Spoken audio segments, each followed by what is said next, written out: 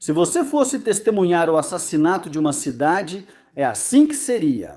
Nathanael Raymond, diretor do Laboratório de Pesquisa Humanitária de Yale, falou ao The New York Times sobre a queda de Al-Fasha. Antes movimentada, a capital do norte de Darfur foi cercada pelas forças paramilitares de apoio rápido durante a Guerra Civil do Sudão. Ela resistiu às RSF por mais de 550 dias, mesmo com pouca assistência médica e fome. Então, em outubro, suas defesas finalmente cederam. O que se seguiu foi provavelmente um dos piores crimes de guerra cometidos neste século. Combatentes das RSF divulgaram vídeos atirando em civis em fuga ou executando pessoas que imploravam por suas vidas. O hospital restante foi saqueado e equipe médica e pacientes massacrados aos centenas.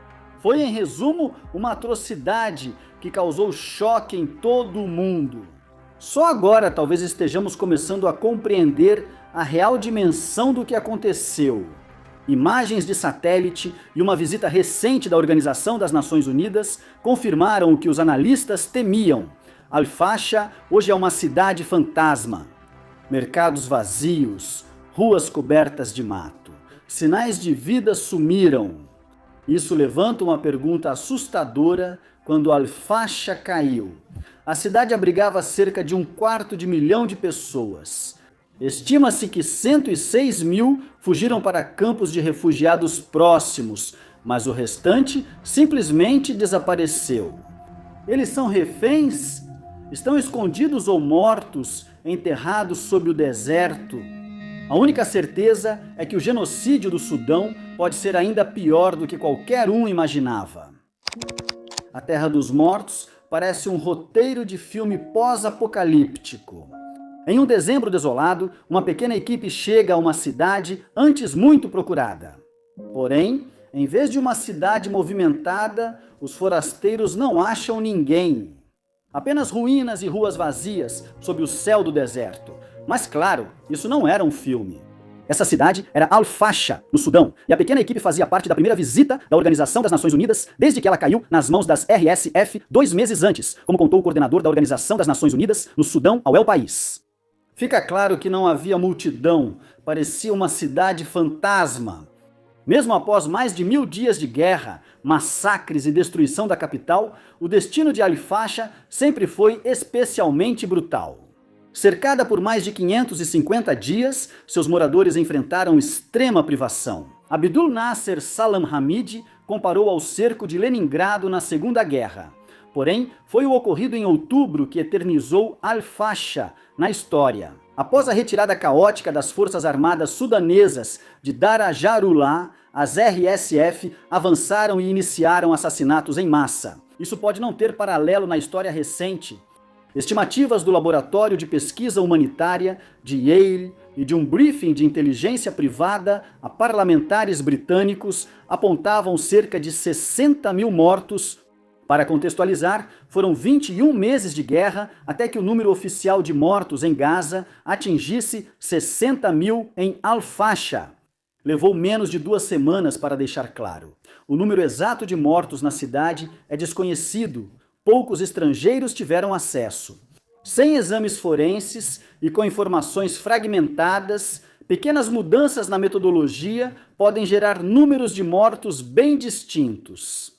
Apesar disso, dados vazados nos últimos 2 meses indicam que a queda de Al-Fasha pode ter sido pior que o informado antes.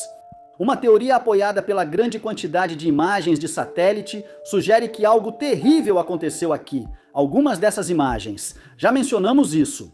Fotos ampliadas e pixeladas mostram ruas antes cheias agora vazias e cobertas de mato, sem sinais de vida em mercados ou pontos de água onde se esperariam pessoas. Ainda não falamos das imagens de satélite, mostrando objetos parecidos com corpos humanos, empilhados e cercados por manchas semelhantes a poças de sangue.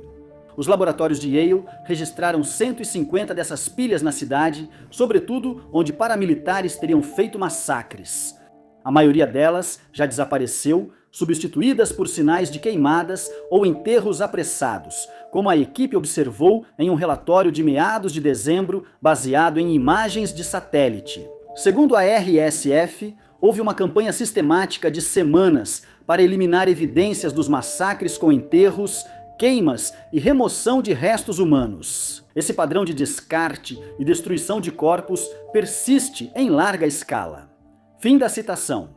Neste mês, o Sudan Tribune investigou e concluiu que as evidências de enterros em massa estão aumentando. Fontes apontaram vários locais suspeitos de valas comuns.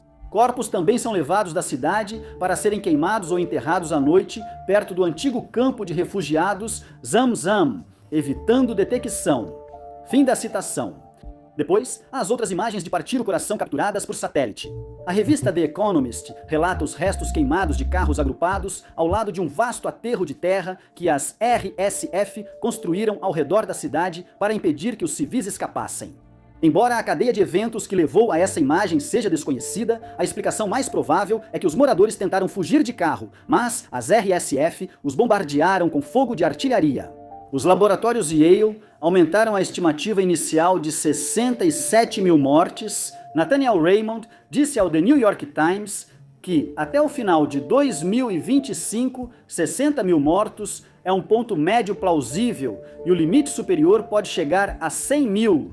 Como Raymond observou, citando que esse ritmo de mortes não teria paralelo desde o genocídio de Ruanda, novamente, precisamos enfatizar que isso é um limite superior.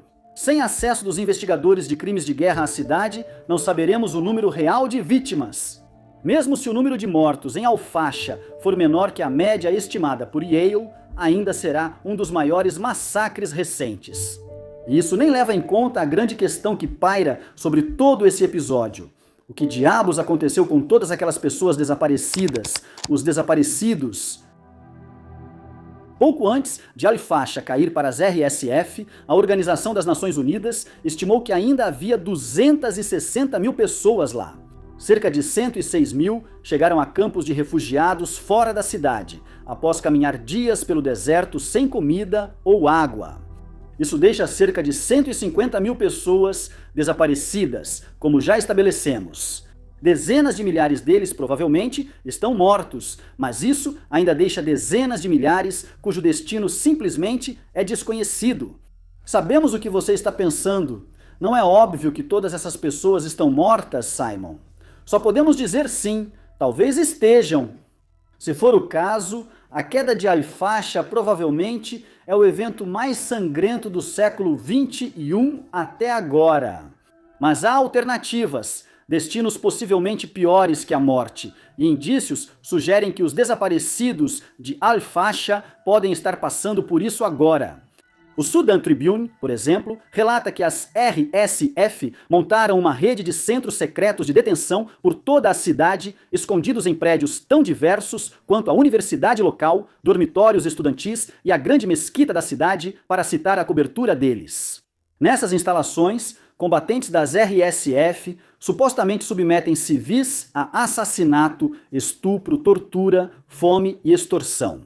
Relatam condições horríveis, com mortes frequentes por doenças e fome nos piores centros de detenção.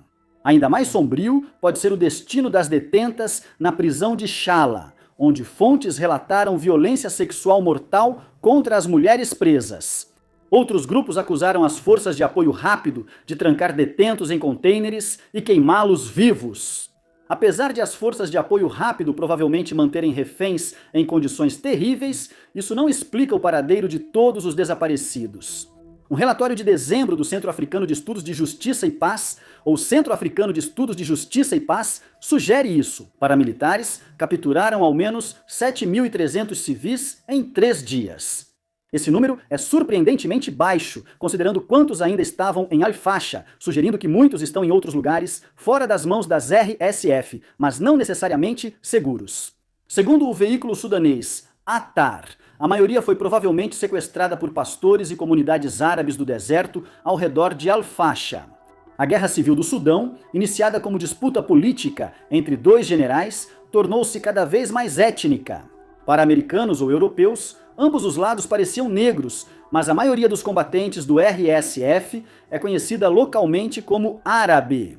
Antigas tribos nômades que dominavam os desertos de Darfur agora se aliaram ao RSF para expulsar africanos negros como os Mazalete de Darfur. Mas isso não quer dizer que estejam tão comprometidos ideologicamente com o genocídio. Reportagens em Atar indicam que eles sequestram fugitivos de Al-Fasha para trocar reféns por dinheiro. Não que os Abala, nome local dos criadores de camelos, tratem bem seus cativos. Aqui está um trecho representativo da reportagem de Batar sobre as experiências de Mohamed Bakit, de 32 anos, e um pequeno grupo de homens com quem ele viajou. Abre aspas. Bakit relatou que eles foram suspensos por cordas à noite e amarrados sob o sol durante o dia por 3 dias, chicoteados até que as marcas ficassem impressas em seus corpos e privados de comida e água. No 4º dia, seus captores exigiram que eles ligassem para suas famílias para providenciar um resgate financeiro, ameaçando matá-los caso o pagamento não fosse feito. Fecha aspas. A família de Bakit conseguiu pagar e ele foi libertado perto de Tawila. Outros homens mantidos com ele foram executados quando seus parentes não conseguiram encontrar o dinheiro, além do sequestro para resgate. O New Humanitarian relatou indícios de civis sendo mantidos por outros motivos. Um homem no campo de refugiados de Koila afirmou que ele e outros foram levados por combatentes da RSF a uma pequena clínica, onde sangue estava sendo coletado de jovens. É impossível saber se isso é verdade. Isso soa sensacionalista, como tabloide, mas muitos atos registrados pelos combatentes das Forças de Apoio Rápido também parecem assim. Este grupo não se limita por ideias comuns de moralidade. Nem de perto, ou seja, os civis desaparecidos de Al-Fasha podem não estar mortos, mas sim presos em uma espécie de morte em vida. Os sortudos ficam cativos dos pastores árabes até o resgate. Os azarados sumiram com a RSF, centros de tortura tão sombrios quanto os construídos na Síria sob Assad. Não queríamos focar este vídeo apenas sobre as consequências de Al-Fasha, embora sua queda tenha sido um dos piores crimes de guerra em décadas. O restante da guerra também não foi exemplo de conduta cavalheiresca. Portanto, é hora de focarmos no conflito maior e nos motivos que nos fazem temer que outro Al-Fasha possa ocorrer em breve. Antes de irmos para a próxima parte do show de horrores, faremos uma breve pausa. Graças a Deus, este episódio é incrivelmente pesado de contar para vocês, então espero que agora venha algo um pouco mais leve. Franseco é nosso novo serviço de assinaturas, onde exploramos temas normalmente ignorados pelo discurso comum. Por $5 mensais, você acessa ao menos 2 vídeos exclusivos por semana e artigos aprofundados de nossos especialistas sobre temas relevantes e pouco debatidos. Como você assiste a um vídeo sobre o Sudão, um dos conflitos mais ignorados atualmente, percebemos que se importa com temas pouco notados, mas que não deveriam ser. Bem, France foi criada para isso. Recentemente, publicamos um artigo mapeando a rede de representantes dos Emirados Árabes Unidos na África. Também analisa se as RSF sobreviveriam sem apoio dos patrocinadores de Abu Dhabi. E todo sábado, nosso quadro semanal Briefing Room reúne as histórias mais ignoradas dos últimos 7 dias. Se achar interessante, acesse o Warfronts para conferir. Ao se inscrever, você também nos ajuda a continuar produzindo esse tipo de conteúdo no canal principal, que obviamente é gratuito. Vídeos sobre temas como o Sudão são importantes, mas frequentemente podem ser desmonetizados no YouTube. Para ser justo, o Warfronts ainda nos ajuda a produzi-los. Agora, sobre a tragédia da guerra negligenciada no Sudão, o próximo Al-Fasha. Quando a guerra no Sudão começou, em abril de 2023, analistas alertaram que, se não acabasse logo, o conflito ficaria mais étnico, tornando a luta ainda mais amarga e difícil. Mais de 1000 dias depois, esses analistas podem ter a satisfação sombria de saber que estavam certos. As redes sociais sudanesas estão repletas do que poderíamos chamar de discurso de ódio, uma retórica desumanizadora direcionada a grupos inteiros que um lado suspeita de colaborar com o outro. O monitor da Guerra do Sudão alertou recentemente para riscos significativos de novos assassinatos étnicos, enquanto o Sudão parece continuar em um caminho de mais guerra, ódio étnico e um ciclo de vingança. Em Darfur, as consequências disso já estão bem claras. As Forças de Apoio Rápido, RSF, buscam concluir o que os Janjaweed iniciaram em 2003, erradicar todos os não-árabes da região. Mesmo antes dos horrores de Al-Fasha, os paramilitares já eram acusados de assassinato em massa de minorias. Em 2 massacres em El Janina, cerca de 15 mil pessoas, principalmente mazoletes, morreram. Com a guerra se prolongando, os assassinatos étnicos se espalharam para outras regiões e não são mais feitos só pelas RSF. Essa foi a conclusão de uma investigação do monitor da Guerra do Sudão, Lighthouse Reports e Cable News Network, sobre massacres nas comunidades agrícolas Kanab, em Al Jazeera. No ano passado, nesta época, as Forças Armadas sudanesas se aproximavam de Khartoum. Uma das principais batalhas da ofensiva foi recuperar o estado de Jazeera, capital Wadi Madani dos paramilitares. Um ponto de reabastecimento rodeado por canais de irrigação e terras agrícolas cultivadas por sudaneses negros de Darfur e Kordofan, conforme relatos da época e confirmado por esta investigação. A vitória do exército envolveu atrocidades contra os Kanab, como queima de vilarejos e assassinato de civis. Um observador da Guerra do Sudão relata que as Forças Armadas sudanesas e aliados prenderam vários moradores Kanab, mataram-nos e jogaram seus corpos no canal principal de irrigação. Contas pró-exército nas redes sociais celebraram o massacre como punição merecida por colaboração com a RSF. O novo relatório sugere algo mais cínico, que as Forças Armadas sudanesas e aliados islâmicos deliberadamente cortejaram milícias étnicas como as Forças do Escudo do Sudão e Forças de Libertação de Al Jazeera, com uma retórica anti-Kanab para aumentar seus efetivos antes do avanço sobre Khartoum. Uma fonte afirma que a ordem para massacrar os Kanab veio dos Kizan, gíria sudanesa para políticos islamistas. Mencionamos tudo isso não para adotar uma retórica fraca de ambos os lados. Como já destacamos antes, as Forças Armadas sudanesas definitivamente não são os mocinhos e são acusados de crimes de guerra horríveis. Ainda assim, até seus piores atos são menores diante da crueldade e da depopulação em massa das cidades feitas pelas RSF. Na verdade, mencionamos isso para mostrar o quanto a guerra se tornou ainda mais brutal à medida que se prolonga. A alegria genocida das RSF agora é acompanhada por massacres étnicos cometidos pelo exército e pela influência crescente de islamistas ligados ao antigo regime de Ammar al-Bashir. E isso sugere algo realmente preocupante, que só haverá mais atrocidades. Que Al-Fasha pode não ser o horror culminante desta guerra, mas simplesmente o começo de um novo e terrível capítulo. Olha, não dizemos isso levianamente. Deus sabe, o Sudão já sofreu o suficiente, milhões foram forçados a fugir de suas casas, talvez 400 mil pessoas mortas, a capital reduzida a ruínas.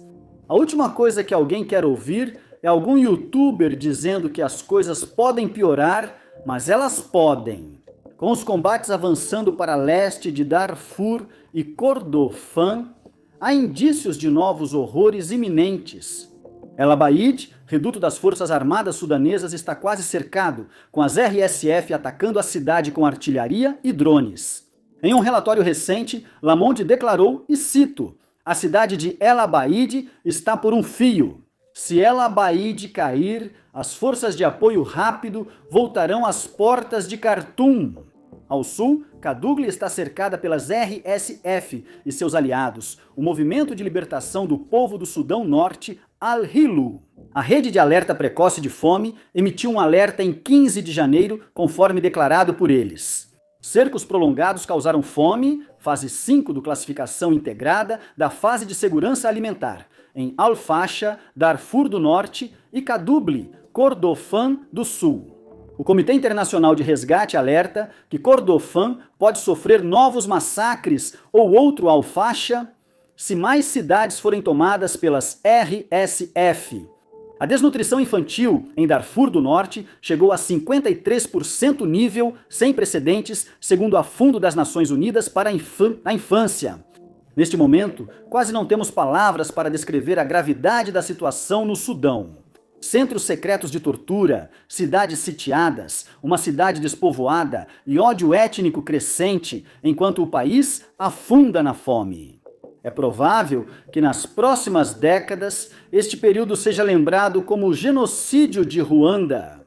Momento de vergonha internacional, elites hesitaram enquanto milhares de corpos eram queimados. Tente encontrar novas palavras para descrever tanto os horrores da guerra no Sudão, quanto o fato de que o mundo parece simplesmente não se importar com isso. Em vez disso, queremos terminar hoje com um alerta mais amplo, porque o que está acontecendo no Sudão pode ser um indicativo para o mundo todo. Falha sistêmica, entende?